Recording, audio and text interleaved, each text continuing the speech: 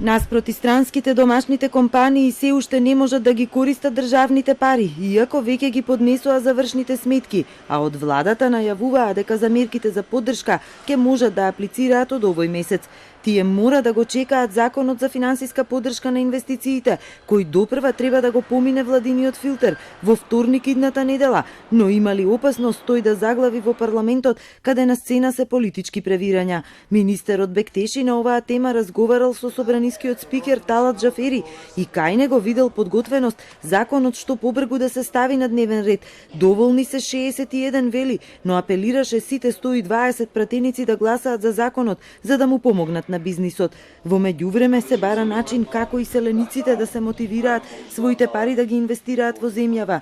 Тие ќе можат да ги користат сите субвенции предвидени со законот, но владата сака да им даде и дополнителна поддршка и тоа да го вклопи во законскиот текст или во посебна програма. Значи ние ќе работиме на модалитет каде што ќе најдеме начин и тие што веќе работат во странство да ги вратиме во Република Македонија, да основаат своји компании и на тој начин да го потикнуваме и економијата, но исто така да го растаме и вработеноста во Република Македонија.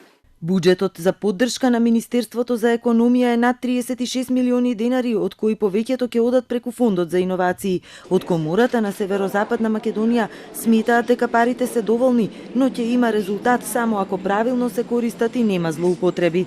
Треба да се формира некој орган што ќе ги надгледува овие средства и зашто да не да тие нерегуларности да се санкционираат на некој начин за да може поуспешно и поефикасно да се реализираат поддршката на бизнисот.